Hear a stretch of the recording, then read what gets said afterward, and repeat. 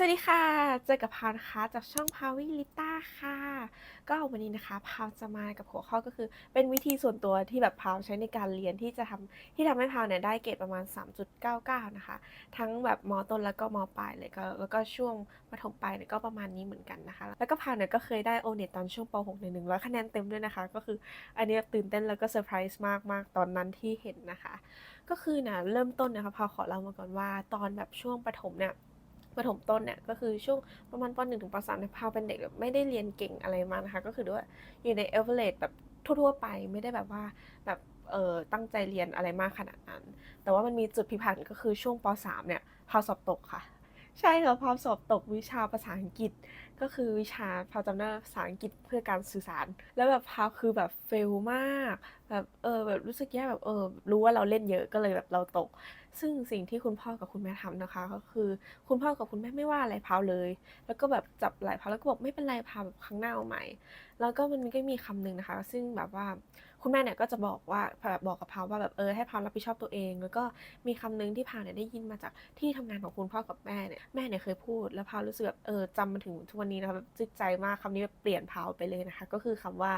การเรียนเนี่ยมันไม่ใช่ทุกอย่างของชีวิต แต่เรื่องที่ไม่ใช่ทุกอย่างของชีวิตแล้วแบบว่าพาวยังทำไม่ได้เลยอะแล้วแบบเราจะไปทำเรื่องอื่นได้ยังไง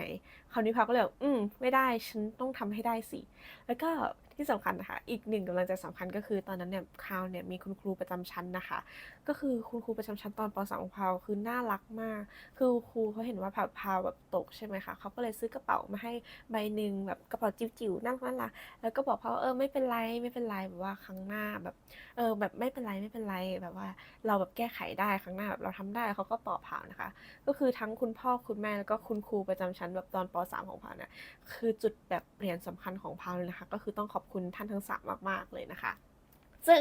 หลังจากนั้นเนี่ยพาวก็เลยเปลี่ยนตัวเองค่ะตั้งแต่ป .4 ก็คือพาวตั้งใจเรียนขึ้นมากๆแล้วแบบนี่ก็คือแบบเป็นวิธีที่พาวทำแล้วพาวรู้สึกว่ามันเปลี่ยนพาวจากเด็กที่ได้ประมาณเกรดเฉลี่ยประมาณ80กว่ามาขึ้นเป็น90 90พาวหลังจากนั้นพาวไม่เคยตกจากเกรด90อีกเลยก็คือประมาณ90กว่า93 95หรือประมาณนี้ค่ะประมาณนี้ตลอด90ขึ้นไปตลอดโรงเรียนของพาวจะคิดเป็นเปอร์เซ็นต์เฉลี่ยนะคะก็คือพาวเนี่ยก่อนหน้านี้พาวจะอยู่ประมาณ80ต้นๆอะไรเงี้ยค่ะประมาณนี้แต่หลังจากนั้นนะพาวก็เริ่มขึ้นมาเป็น80 80ปลายๆแล้วหลังจากนั้นก็คือพาวก็ไม่เคยตกจาก90เลยนะคะก็คือ90%ขึ้นไป93 95%อย่างนี้ตลอด ซึ่งพาวก็เลยคิดมาว่าแล้ววิธีอะไรเนาะที่ทำให้แบบพาวแบบรู้สึกว่าพาวเรียนเนื้อหาเข้าใจมากขึ้นเก็ตแล้วก็ทำข้อสอบแบบได้ดีมากๆขึ้นเลยนะคะพาวก็ได้หลักๆมาตอนนี้ที่คิดออกก็มีประมาณ5ข้อนั่นเองนะคะซึ่งเราก็ไปดูกันว่าแบบพาวทำยังไงเนาะที่แบบว่า5ข้อนี้แบบที่มันเปลี่ยนพาวไปเลยแล้วก็รู้สึกว่าทำให้คะแนนเกรดต่างๆหรือว่าเราจดจำเนื้อหาการเรียนได้ดีขึ้นมากๆเลยนะคะข้อหนึ่งนะคะก็คือการตั้งเป้าหมายค่ะ ใช่แล้วค่ะมันคือการตั้งเป้าหมายมี goal นั่นเองก็คืออันเนี้ยต้องขอบคุณคุณแม่นะคะก็คือคุณแม่เนี่ยบอกพาวว่าแบบทุกเทอมเนี่ยทุกคนก็จะเคยแบบเพื่อนๆพาวเนี่ยหลายๆคนก็จะเห็นนะว่าตรงหน้าปกสมุดของพาวอะพาวจะเขียนไว้ตลอดว่า goal ของปีนี้เนี่ยคืออะไรเหมือนอย่างเล่มนี้ปึ๊บเนี่ยทุกคนก็จะเห็นว่ามันมี goal เขียนไว้ตลอดก็คือพาวจะเขียนไว้ว่าพาวอยากได้เปอร์เซ็นต์เท่าไหร่และเกรดเฉลี่ยทั้งหมดต้องเป็นเท่าไหร่แล้วเกรดทุกตัวของพาวเนี่ยจะต้องไม่ต่ำกว่าเท่าไหร่ พาวจะเขียนอย่างเงี้ยแปะไว้ที่หน้าสมุดตลอดแล้วก็แปะไว้ที่ในห้องด้วยนะคะในแบบส่วนห้องก็จะมีแบบเป็นกระดานเล็กๆเอาไว้แปะข้อมูลแต่ว่าไม่รู้ยังมีรูปเหลือหรือเปล่าเนาะคือพาจะแปะแล้วก็ดูตลอดว่านี่คือ goal นี่คือเป้าหมายแล้วเราค่อยไปดูว่าเราจะทำไงให้ achieve goal นี้ของเราได้นะคะข้อที่2นะคะก็คือพาวเป็นคนตั้งใจเรียนในห้องมากๆค่ะเนื่องจากทำไมถึงตั้งใจเรียนในห้องมากๆเพราะพาวรู้ตัวค่ะว่าพาวเป็นคนกลับบ้านมาแล้วไม่อ่านหนังสือพาวไม่ทวนหนังสือต่อ เพราะพาวรักการกลับบ้านมาและใช้เวลากับครอบครัวนี่คือเวลาส่วนตัวของฉัน ฉันอยากอยู่กับครอบครัวแฮปปี้ดูหนังฟังเพลง เพราะฉะนั้นพาวก็จะแลกด้วยการที่เรียนในห้องพาวจะตั้งใจเรียนมากพาวจะจดทุกคำที่คุณครูเน้นย้ำเพราะว่าถ้าครูเนี่ยเน้นย้ำคำไหนหรือว่าเดี๋ยวอธิบายคำนี้อีกแล้วเดี๋ยวอธิบายคำนี้อีกแล้วเดี๋ยววนกลับมาเรื่องนี้อีกแล้วโยงแล้วเพราะว่ามันก็จะไปออกในข้อสอบค่ะ เพราะฉะนั้นพาวเนี่ยก็จะจำแล้วก็แบบไฮไลท์ไว้เลยว่าเวลาเราแบบอ่านหนังสือสมมุติว่าเราเปิดหนังสือแล้วก็เรียนไปกับคุณครูด้วยใช่ไหมคะอันนี้ท่อนนี้เขาเน้นหนูพาวเนี่ยก็จะขีดไว้หรือว่าคำนี้เนี่ยเขาอธิบายเพิ่มเติมขึ้นมาพาวก็จะจดไว้พาวจะตั้งใจเรียนในห้องมากๆเพราะพาวรู้ตัวว่าเป็นคนที่กลับบ้านมาแล้วพาวไม่ทนหนังสือต่อโอเคค่ะแล้วก็ข้อต่อไปนะคะข้อที่3ข้อนี้ก็คือเป็นข้อที่พาวเพิ่งมารู้ตอนนี้นี่เองว่านี่มันก็เป็นส่วนหนึ่งที่ช่วยเหมือนกันนะคะก็คือเทคนิคนี้นี่คือพาวว่าทุกคนน่าจะเคยได้ยินกันมาแล้วก็คือการวาดรูปไประหว่างฟังไปก็คือพาวเนี่ยเป็นคนชอบวาดรูปการ์ตูนมากก็คือดูได้จากนี่เลยปุ้งปุ้งก็คือจะเห็นได้ว่าทุกการจดของพาวจะมีการวาดรูปการ์ตูนอยู่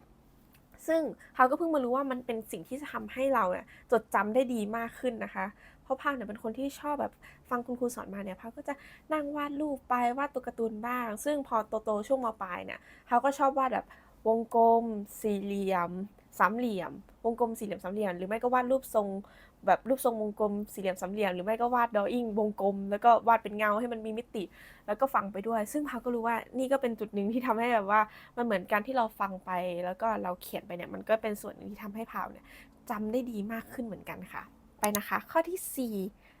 ถึงพาวจะพูดไปว่าพาวเป็นคนที่ไม่ชอบกลับบ้านมานั่งเรียนแล้วนะคะแต่พอช่วงเราจะใกล้สอบเนี่ยเราก็ต้องทำอะไรสักอย่างแล้วเนาะเพราะฉะนั้นช่วงใกล้สอบเนี่ยค่ะหรือว่าช่วงก่อนหน้านั้นประมาณเดือนนึงอะไรอย่างงี้พาวก็จะเริ่มทำสรุปก็คืออันนี้ก็คือเคยแบบว่าเพื่อนๆก็เพื่อนๆรอบตัวก็จะเห็นแบบพาวทำสรุปบ่อยๆนะคะตอนช่วงมตอนช่วง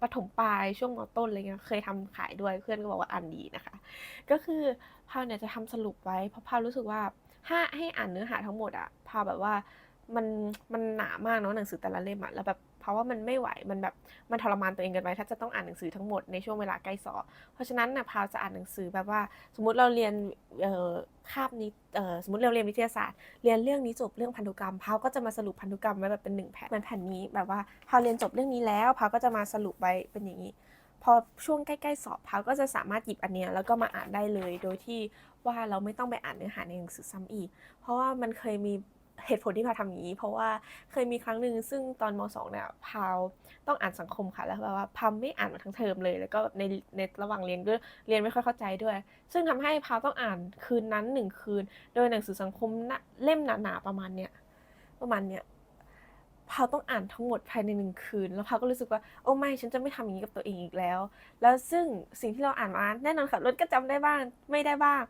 งแล้วเราก็ดันรู้สึกคุ้นๆกับข้อที่อันเนี้ยอ่านมาแล้วแต่ฉันจำไม่ได้ว่ามันคือข้อไหนเพราะฉะนั้นจะไม่ให้เกิดอย่างนี้ซ้ำอีกก็เลยทำสรุปไว้เพราะว่าพอช่วงใกล้สอบเนี่ยเราจะได้มาอ่านที่สรุปไว้ได้เลยค่ะแล้วก็อีกข้อหนึ่งนะคะก็คือช่วงมปลายเนี่ยพาวเรียนจีนเนาะพาวมาเรียนเป็นสายจีนเพราะฉะนั้นว่าพาวก็เลยค่อนข้างโฟกัสไปที่ตัวภาษาจีนมากกว่าแบบวิชาอื่นๆเพราะวิชาอื่นๆเนี่ยพาวแบบว่าจะค่อนข้างเก็ตเพราะบางส่วนเนี่ยมันจะคล้ายๆช่วงมต้นซึ่งเคยแบบเรียนเคยทำสรุปมาแล้วนะคะก็คือจะไม่ค่อยได้แตะมากเท่าไหร่แต่ตัวภาษาจีนเนี่ยพาวเน้นสุดๆก็คือพาวเน้นคัดค่ะแบบคัดเยอะมากอ่านศัพท์จนสายตาสั้นเลยตอนนี้ก็คือคัดแล้วก็พาวเชื่อว่าทุกๆอย่างค่ะการเห็นบ่อยๆอ่ะมันจะทำให้เราจำได้เองพาวก็อันนี้เป็นแบบวิธีเรียนของพาวนะคะพาวรู้สึกว่าถ้าเราจำเนื้อหานี้ไม่ได้สักทีอ่ะเห็นบ่อยๆอ่านมันบ่อยๆหรือแปะมันแบบให้เราเห็นมันผ่านตาบ่อยๆยังไงก็จำได้ค่ะเพราะว่าช่วงมต้นเนี่ยคือพาวมีต้องสอบแบบตารางธาตุเนาะซึ่งแน่นอนเราแบบว่าเป็นคนพาวไม่ได้เป็นคนเก่งวิทย์อะไรขนาดนั้นนะคะแต่พาวเลือกที่จะฟังมันทุกวันนะคะฟังมันทุกวันแล้วก็ดูทุกวันจนตอนนั้นพาวสามารถคือสอบเกี่ยวกับตารางธาตุหรืออะไรพาวได้คะแนนเต็มตลอดเพราะว่าช่วงนั้นเราฟังทุกวันจริงๆแต่ตอนนี้ก็ไม่ได้ฟังแล้วก็อีกเรื่องนึงนะคะเพราะฉะนั้นพาวก็เลยรู้สึกว่าการที่เห็นบ่อยๆฟังบ่อยๆดูบ่อยๆเนี่ยมันช่วยได้มากจริงๆค่ะเพราะฉะนั้นก็ลองเอาไปแบบทำดูกันนะคะแบบอันไหนที่เราจำไม่ได้ก็แปะให้เห็นบ่อยๆให้แบบตรงนี้เห็นเราจะได้แบบจำกันได้นะคะแล้วก็อีกอย่างหนึ่งที่สำคัญมากๆนะคะก็คือข้อที่5นี้ก็คือพาวจะไฮไลท์ข้อที่จำไม่ได้หรือส่วนที่ไม่มั่นใจไว้เนี่ยเสมอแล้วก็มาทวนซ้ำหน้าห้องสอบพาวก็จะทวนแค่ข้อที่เหลือที่ข้อที่ไฮไลท์แล้วก็คือโรงเรียนของพาวเนี่ยจะมีแบบว่าแบบเวลาเราทำข้อสอบเนาะแล้วข้อไหนผิดข้อไหนพาวผิดหรือข้อไหนที่พาวรู้สึกข้อนี้มันต้องออกแน่ๆเลยมันดูแบบมีลางสังหรณ์ว่าออกพาวจะไฮไลท์ทิ้งไว้แล้วพาวก็จะมาอ่านทวนซ้ำอ่านแบบว่าจุดที่ไฮไลท์ข้อที่ยังจำไม่ได้หรือจุดที่ยังจำไม่ได้ไว้ซึ่งพาวมีวิชาหนึ่งที่พาวไม่ถนัดมากๆเลยก็คือวิชาคณิตศาสตร์ซึ่งพาวเนี่ยเป็นคนแบบ ต้องยอมรับเลยว่าพาวไม่ค่อยเก่งเลขแล้วก็พาวไม่ค่อยชอบคำนวณเพราะฉะนั้นพาวรู้ว่าข้อสอบที่จะมามันจะมีทั้งคำนวณแล้วก็ภาคทฤษฎีใช่ไหมคะเพราะฉะนั้นพาวเนี่ยจะเน้นไปที่ภาคทฤษฎีเพราะฉะนั้นทุกอย่างที่เป็นคณิตศาสตร์เนี่ยที่เป็นทฤษฎีพาวจะตั้งใจจำมากๆหรือว่าทฤษฎีไหนพาวแบบเป๊ะตลอดเพราะว่าถึงจะเป็นข้อเขียนถ้าเรารู้ทฤษฎีน้อยเราใส่สูตรได้แล้วก็จะได้คะแนนส่วนสูตรมาเพราะฉะนั้นพาวจะตั้งใจจำทฤษฎีมากเพราะว่าวิชาที่ไม่ถนัดพาวจะหาจุดที่พาวรู้สึกว่าจุดเนี้ยพาวเป็นจุดแข็งที่สามารถจัดการมันได้ก็คือเหมือนคณิตพาวรู้ว่าพาวคำนวณไม่เก่งแต่พาวจำเก่งเพราะฉะนั้นพาวก็จะเน้นไปที่การจำมากกว่าการคำนวณซึ่งในส่วนที่แบบคำนวณแล้วก็แบบทิ้งไม่ได้เนาะพาวก็จะแบบฝึกทำข้อสอบอะค่ะคณิตศาสตร์พาวรู้สึกว่าต้องทำข้อสอบบ่อยๆเนาะก็คือเราพาวไม่ได้ชอบคณิตขนาดนั้นแต่พาวก็จะรู้สึกว่าข้อนี้ถ้าพาวทำได้พาวก็จะทำแต่ถ้าทำไม่ได้พาวก็จะปล่อยแบบไม่เป็นไรฉันจะไปหาข้อที่ทำได้ก่อนก็หรือข้อที่เป็นทฤษฎีอะไรอย่างนี้ก่อนนะคะแล้วก็อีกทริคนึงนะคะที่พาวรู้สึกว่าในการทำข้อสอบที่ว่ามันดีมากๆเลยก็คือข้อไหนไม่ได้ข้ามไปก่อนทำข้อที่ได้ก่อนนะคะก็คือวิธีนี้พาวแบบทำมาตั้งแต่เด็กๆแล้วก็คือพาวเป็นคนที่ต้องพาวเป็นคนชอบทำข้อสอบให้เสร็จก่อนเวลาเพราะฉะนั้นทุกครั้งที่ทำข้อสอบพาวจะมีนาฬิกาเสมอเพราะพาวไม่ชอบโลกยิ่งคณิตศาสตร์แบบพาวไม่ค่อยเก่งเพราะฉะนั้นพาวจะใช้เวลาในการทำเยอะมากเพราะฉะนั้นเวลาเราเริ่มทำอะค่ะสมมติว่าข้อ1พาวทำได้พาวก็จะทำเป็นทฤษฎีอะไรเงี้ยพาวจะหาจับข้อที่เป็นทฤษฎีก่อนแล้วก็ทำข้อทฤษฎีแล้วค่อยมาทำข้อคำนวณซึ่งถ้าข้อนี้พาวคำนวณได้คำตอบก็ทำไปแต่ถ้าข้อไหนที่พาวรู้สึกว่าอันนี้แบบใช้เวลานานพาวจะข้ามไปก่อนแล้วไปทำในจุดที่พาวรู้สึกว่าพาวทำได้ก็เสมอแล้วก็พาวทำอย่างนี้กับแบบทุกวิชาเลยนะคะถ้าข้อไหนไม่มั่นใจข้ามไปก่อนก็คือเวลาทำข้อสอบสมมติว่ามีข้อสอบมา50ข้อแล้วพาวก็ทำรอบแรกเนี่ยพาวจะทำไล่มาแบบทำได้การเลยทำได้การเลยข้อไหนถ้าต้องแม้แต่ใช้เวลาคิดนิดแบบต้องใช้เวลาคิดหรือต้องแบบคำนวณอะไรเงี้ยพาวจะข้ามจะทำแค่ข้อที่เห็นแล้วทำเลยเห็นแล้วทำเลยแล้วเมื่อทำเสร็จหมดแล้วเนี่ยมันก็จะเหลือแค่ประมาณ10กว่าข้อหรืออะไรเงี้ยให้10หรือ20ข้อเนี่ยมันก็จะเหลือเป็นข้อที่เราต้องใช้เวลาหน่อยหรือว่าข้อนี้อาจจะยากหรือข้อนี้เราอาจจะแบบคิดว่าเราทำไม่ได้แล้วเราก็จะมาทวนรอบ2เป็นข้อที่เรารู้สึกว่าอันนี้แบบประมาณปานกลางเราต้องใช้เวลาหรืออะไรเงี้ยแล้วพอสุดท้ายถ้าสมมติบางข้อที่เราทำไม่ได้จริงๆก็เดาเลยค่ะเชื่อในดวงของเราค่ะก็ประมาณก็แบบว่ามันก็ประมาณนี้เนาะก็คือเน้นแบบว่าสำหรับพาก็คือเน้นจุดที่เราคิดว่าตรงนี้เป็นจุดแข็งของเราก่อนแล้วก็ตรงไหนที่เราอ่อนเนี่ยเราก็เสริมมาได้นะคะแต่ว่าเพราะว่าเน้นไปที่จุดที่เรามั่นใจว่าเราจะเก็บคะแนนจากตรงนี้ได้อะแบบมันจะแบบว่าค่อนข้างได้ผลสำหรับพามากกว่านะคะก็ทั้งหมด5ข้อนี้นะคะก็เป็นทริคของพาวที่พาวใช้เรียนมาในช่วงมปลายแบบช่วงมต้นมปลายที่แบบว่าพาวรู้สึกว่ามันค่อนข้างดีแล้วก็ได้ผลกับพาวมากๆเพราะว่าเนื้อหาในมต้นที่พาวทำชี้สรุปหรือว่าอะไรต่างๆที่พาวเรียนในช่วงนั้นนะพอขึ้นมปลายมาพาวยอมรับว่าไม่ได้แตะวิชาพวกนั้นนะเท่ากับตอนมต้นไม่ได้แบบว่าทำสรุปแบบเยอะแยะอะไรเหมือนตอนมต้นแต่เพราะว่าตอนช่วงมต้นหรือว่าช่วงอะไรต่างๆที่เราอาจจะเคยเรียนเนื้อหานั้นมาแล้วอะแล้วเราตั้งใจทำแบบ5วิธีเนี้ยมากๆในตอนนั้นนะมันทำให้พาวเนี่ยจังจำสิ่งพวกนั้นได้แล้วก็เอามาใช้ในช่วงมปลายได้ก็เลยทำให้ช่วงมปลายเนี่ยพาวอาจจะไม่ได้หนักไม่ได้แบบฮาร์ดเหมือนตอนช่วงมต้นเพราะพาวเอาเวลาเน้นไปทุ่มกับภาษาจีนเป็นหลักนะคะแต่ว่าในทุกวิชาเนี่ยพาวคือได้คะแนนดีมากๆก็คือที่ได้3.99ก็คือมีแค่ตัวเดียวที่ได้3.5ในทั้งมต้นแล้วก็มปลายทั้งแบบว่าไงทั้ง3เทอมมีแค่1ครั้งที่ได้3.5มันก็เลยเป็น3.99แต่ว่านอกจากนั้นเนี่ยก็คือได้4ตลอดนะคะซึ่งพาวก็เลยรู้สึกว่า5วิธีนี้แบบว่าค่อนข้างเลิศสำหรับพาวมากๆแล้วทุกคนลองไปใช้กันดูแล้วถ้ามันเป็นยังไงแบบว่าเวิร์กกับทุกคนไหมแล้วแบบใช้แล้วโอเคหรือเปล่าก็มาคอมเมนต์คุยกันได้ในใต้คลิปเลยนะคะหรือว่าจะทัก DM มาคุยกันส่วนตัวก็ได้นะคะไอจีนี้ไว้เจอกันค่ะบ๊ายบาย